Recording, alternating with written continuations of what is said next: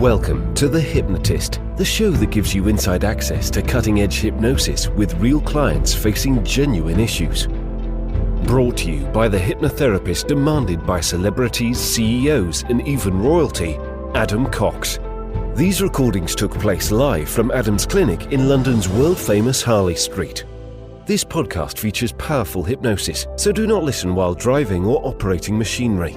This recording is not suitable for those with epilepsy or severe mental health issues. So, get yourself comfortable and enjoy today's episode of The Hypnotist. Hi, it's Adam here, and in today's episode of The Hypnotist, you're going to be listening to a hypnosis session based on a real session with the client that would get themselves into a spiral of self-criticism, self-doubt, and self-loathing. So typically what they would do is they would be in some kind of work situation quite often. Maybe it's being asked something and they had this feeling that they had to know the answer and immediately, or maybe it was something they were being judged on, or maybe they weren't being judged on, but they were judging themselves. But basically they didn't meet incredibly, some would say impossibly high standards. And because of that, that then led to an internal onslaught of criticism. So whether you use this idea of a spiral or like one thing connects to the other, some people call it a catch-22 or a vicious cycle. All this element of a domino is more like a chain reaction. The first domino hits the second, hits the third, hits the fourth, like a chain reaction. It still links to the same thing. For them, the starting point of all of this was impossibly high standards. And when you've got impossibly high standards, your probability of not meeting those impossibly high standards is very high, in which case you're highly likely then to fail because you didn't meet those standards, and then the chain reaction takes place. So if you feel that this is you, that you beat yourself up a lot, very harsh, you criticize yourself, you feel this element of you're a fraud, you're worthless, like people are going to find you out, and then catastrophize that and say you're going to lose your job, you're going to lose your relationship, you're going to lose X, Y, and Z. You could probably connect with the essence of this. Now for them, they felt a heaviness, like a twisting, not in their gut, but in their chest. And that's where the self-loathing and the self-doubt was really based. So there is elements here of standard hypnotherapy with direct suggestions. There are metaphors, even the induction is a metaphor of a spiral, but also submodality shifts. And one of the things that in the early days of NLP, Richard Bandler would talk about is this idea of these kinesthetic feelings inside the body quite often felt like they moved, like they twisted. And for this client, it did. It twisted in a clockwise direction. It felt like it was in their chest.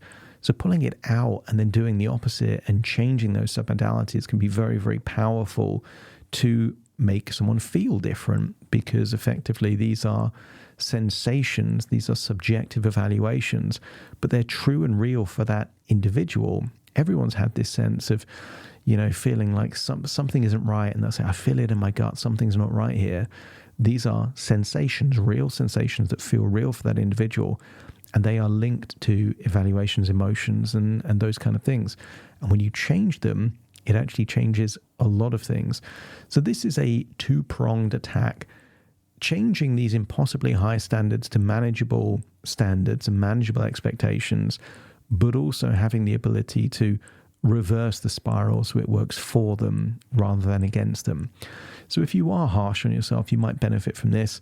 It was created for someone specific. So, use what's useful, disregard what isn't. And if you like the idea of working with me directly, either go to my website, which is adamcox.co.uk, or check a link in the show notes for an ability to schedule at a time that suits you a free 30-minute consultation on Zoom. We'll have a chat and we'll see if I'm the right hypnotherapist for you. I may not be, but then again, I may be. And if you've listened to a lot of my sessions, your unconscious is already in rapport with my voice. You probably have an element of trust and confidence in me, which is why you keep listening to me. And therefore, as a hypnotherapist, I'm more likely to get results with you than someone that you don't know. You don't have that same level of trust or credibility in, and your unconscious isn't in rapport with their voice. So a tiny bit of a sales pitch there from me, but I love doing hypnotherapy. I love working with people. And I have had feedback from people actually that because I'm on quite a popular podcast and produce so much stuff, there's this idea that I'm out of reach and it would be impossible to work with me. And that intro of, working with celebrities and CEOs, people say, well, that's not me. I'm not a celebrity. I'm not a CEO. Yeah, that's all true. I have worked with celebrity CEOs and royalty, but most of my sessions are everyday people motivated to make a change. And if that sounds like you, click that link. We'll have a chat, and maybe I become your hypnotherapist as well as hypnotherapist to the rich and famous too. So anyway, that's my sales pitch over. Hope that's useful. For now though, for this session, find a quiet, comfortable place where you won't be disturbed, relax, and enjoy the session.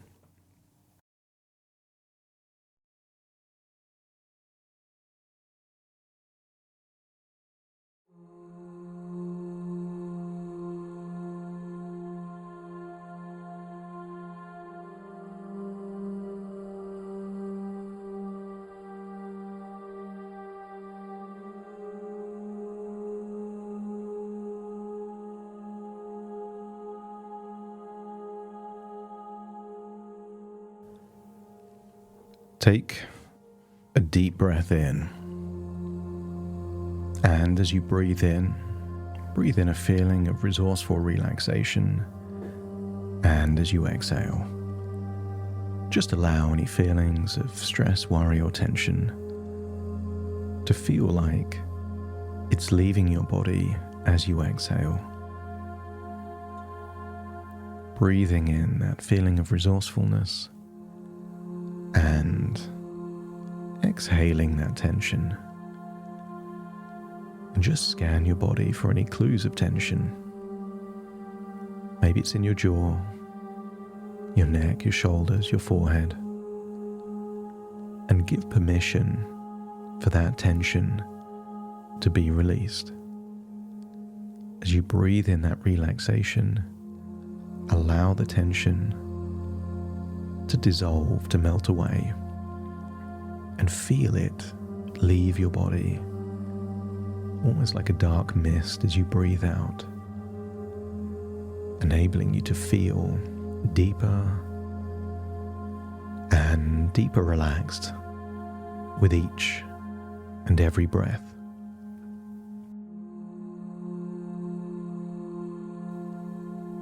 I want you to get a sense that you're feeling more and more comfortable. And I want you to get a sense that you're about to go even deeper.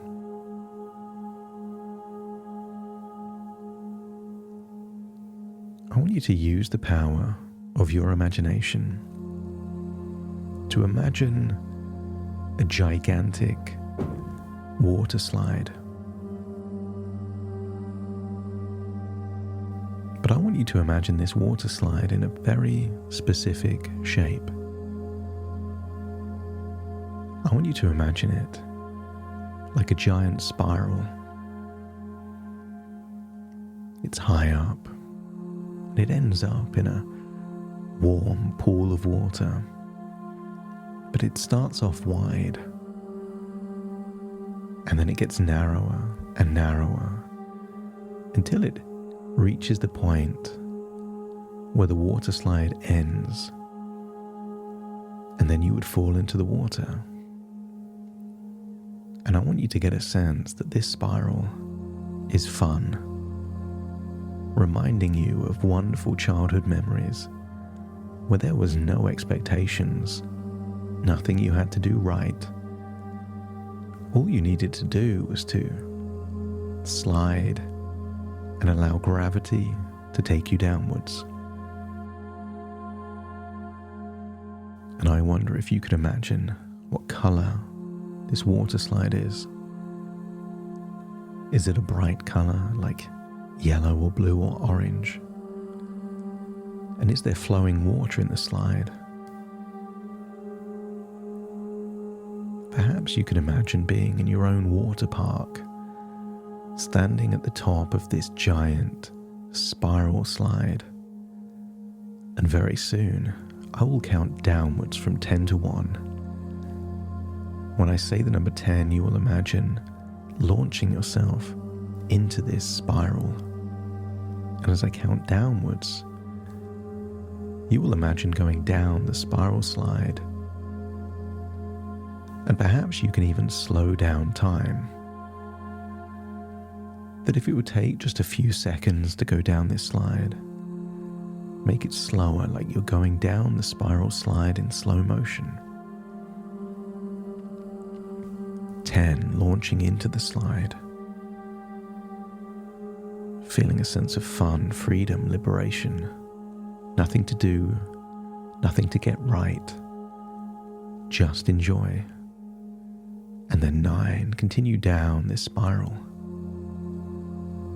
And as you go down the spiral, feel your body getting more relaxed, particularly your eyelids, your forehead. As 9 becomes 8, continue down the spiral slide, releasing any tension, particularly in your neck and shoulders. You're feeling looser. And then 7, just feel your arms so relaxed and loose. Think of the loosest thing you can think of, maybe something like a damp cloth. No tension there at all. And then 6, think of everything connected to your breathing, your nostrils, your windpipe, your lungs, even your diaphragm, and allow it all to relax. That's it. 5, you're halfway down this spiral slide now. But now you're relaxing all of your internal organs. Your lungs are already relaxed, but now relax your heart, your stomach, and in particular your gut.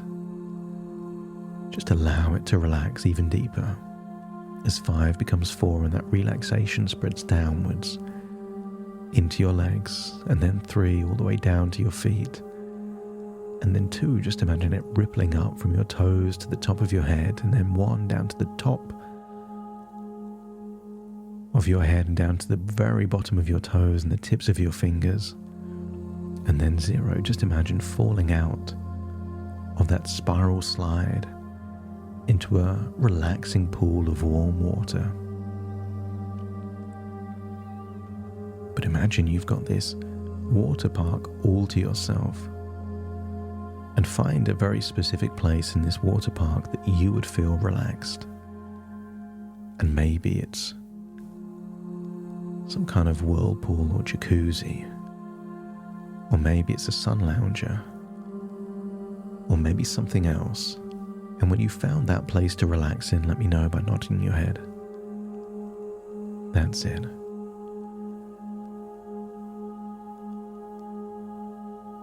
Feel yourself getting even deeper relaxed now in that relaxing place. And as you look at that spiral, you get a sense that the moment you jumped into the top of that spiral slide, everything else happened all by itself. Gravity just took you all the way down. But if you never went into the slide, everything that followed also wouldn't have happened. And I want you to think of the spirals that happen in your life, the chain reactions where one small thing leads to something else and leads to something else. And maybe some of these things relate to work. And I wonder if there's certain ingredients that need to be there for some kind of chain reaction to take place. I want you to think back to something that caused this spiral and maybe link it to, did you have conscious or unconscious, impossibly high standards?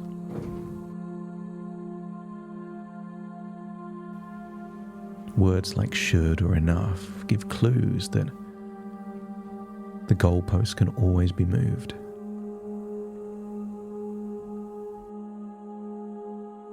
If the thought is connected to I should have known that.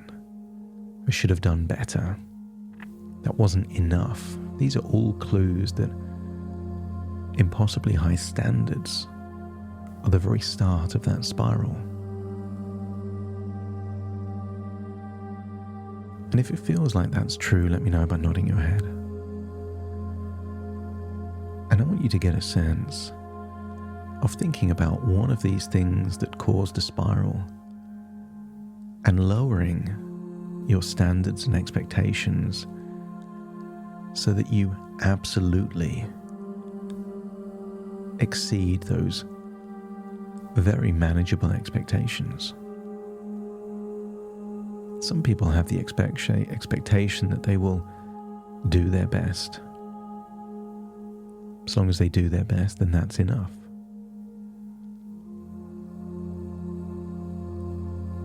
Some people have this idea that they will try hard. Notice that when the expectations are linked to things that you control, your effort, your intention, your inclination, these become more manageably achievable.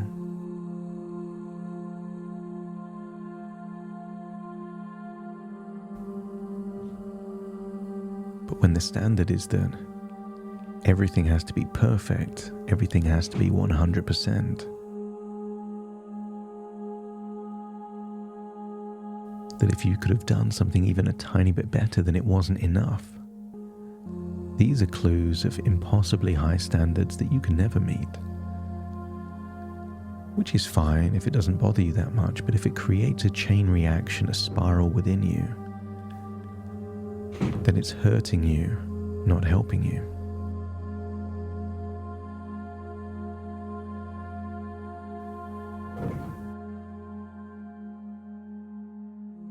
I want you to decide on what feels like the perfect balance.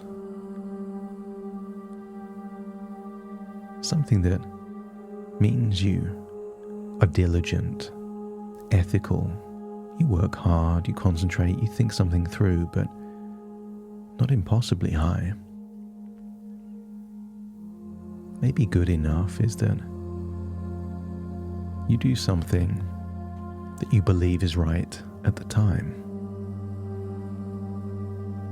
Maybe you give 80% of your attention on something, knowing that 99 times out of 100 that will be more than enough. Think how much attention you give to walking. Perhaps 0 or just 1%, unless something in particular happens. And notice the less you think about walking, the better you do it. And your criteria for walking well is simply getting to wherever you want to get to. And therefore you already know what it's like to have winnable expectations.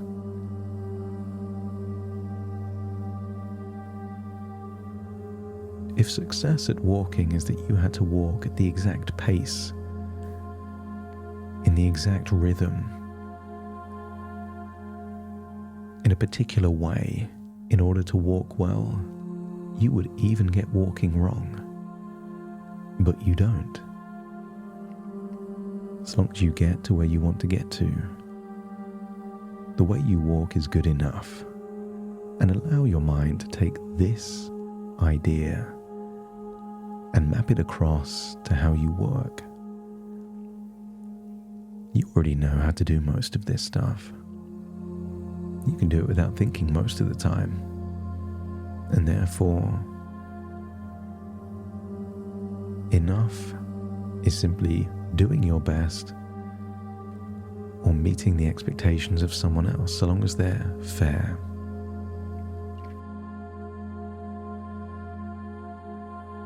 And when your mind has adjusted these impossibly high expectations to realistic ones, let me know by nodding your head. And now Now it's time to think about implications. Catastrophization is where something small happens, but people assume it's going to have some devastating consequence. Most people have heard of the butterfly effect. If a butterfly flaps its wings in the Amazon, it can create tornadoes in the Sahara. And while theoretically it could,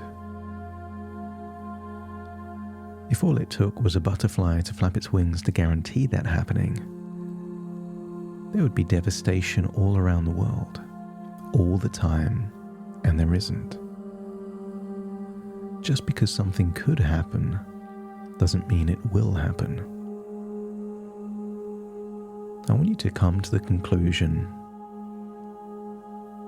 that whatever consequences or implications happen in your life, deserved or not, you can handle them. If your job doesn't work out, you can get another one. If a particular interaction doesn't work out, there will be other interactions. I want you to come to the conclusion that whatever happens, you'll be fine. It will all work out for you.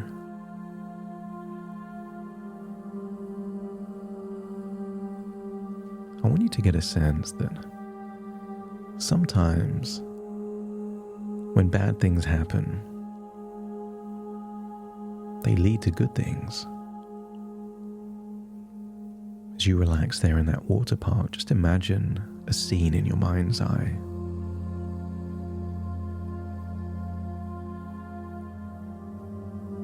Someone going to work in a job they really don't like, in an environment that isn't perfect for them. It pays well. Some of the work is stimulating. It's not the right thing for them, but it's not enough to quit, not bad enough to not want to go there, and they're doing enough not to get fired. I want you to see that that person is in the wrong place, but they will never quit because it isn't bad enough. Imagine this person at the job they don't really enjoy gets a really toxic, horrible boss, makes their life a misery, makes it so bad that they do quit. And then they go on and find a much better job in a much better environment that makes them so much happier. Sometimes good things come from bad things, and sometimes it requires something really bad to lead to something much better. I want you to get a sense that you have infinitely more possibilities and options than you realize. You can handle whatever life throws at you. And if you've come to the conclusion that whatever happens you can manage, let me know by nodding your head. That's it. So now imagine that spiral, but no longer being a slide. Imagine a feeling in your chest. Go back to that time when you felt that heaviness there. And when you can feel it, let me know by nodding your head. And just imagine you create a hologram version of it outside of your chest. If that sensation was an image, what would it be? And what material would it be made from? And would it be moving in a particular direction? And just imagine this hologram doing all of those things, proportionate to what you're feeling. And if it looks like something heavy, and perhaps moving in a particular pace, and you can imagine it like a hologram outside of your chest, just let me know by nodding your head.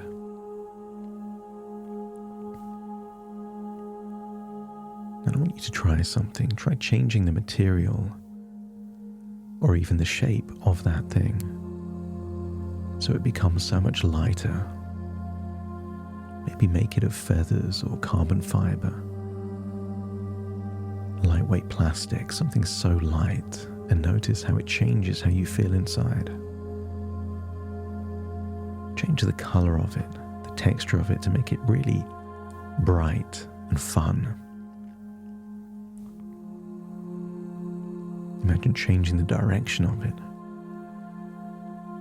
And notice when you change the direction and the color and the weight and the shape, the feeling also changes. And maybe when you spin it in the other direction, it gives the opposite feeling. A feeling of capability, competency. Self-doubt turns to self-trust. There's belief in your own abilities. A feeling that whatever happens, you'll either win or you'll learn. But either way, you're better off trusting yourself than doubting yourself. And when this feeling becomes light, where you trust yourself and confident, let me know by nodding your head.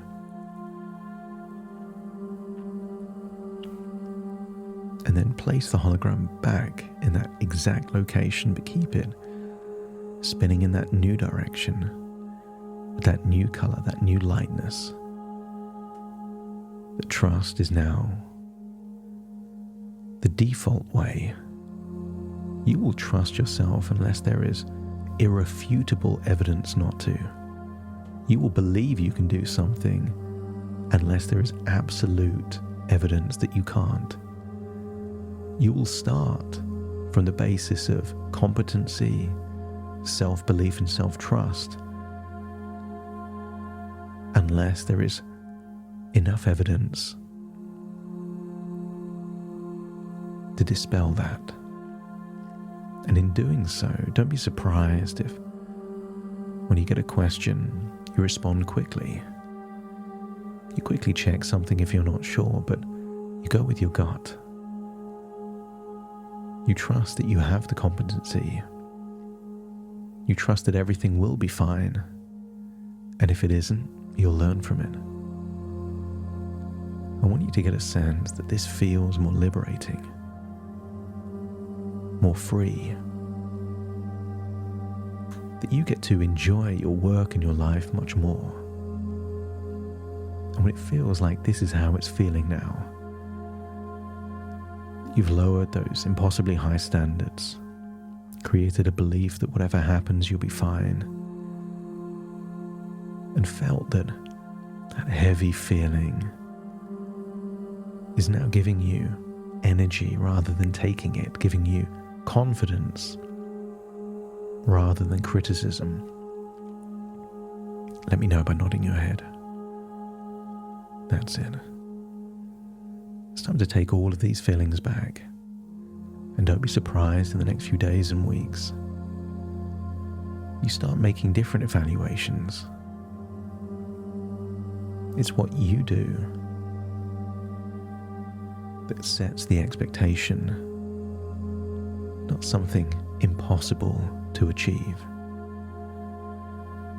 Catastrophization is replaced with perspective, a deep conviction that whatever happens, you'll be okay, and a growing sense that you can trust yourself, that most of your work is just like walking, and the less you think about it, the better it becomes. So take a deep breath in through your nose and out through your nose. Just wiggle your fingers and wiggle your toes, connect fully into the here and now. as I now count from 1 to 10 to awaken you. Starting to count. 1, 2, 3, waking up. 4, 5, 6, more alert. 7, 8, open your eyes, open your eyes. 9, 10, wide awake, wide awake, wide awake.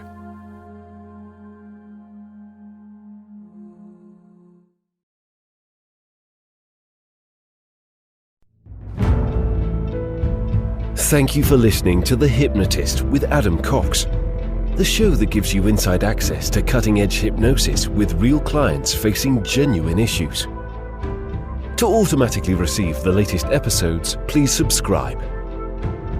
If you'd like to support the show, please share this episode with just one friend you think it could help. And if this episode helped you, please leave us a 5-star review.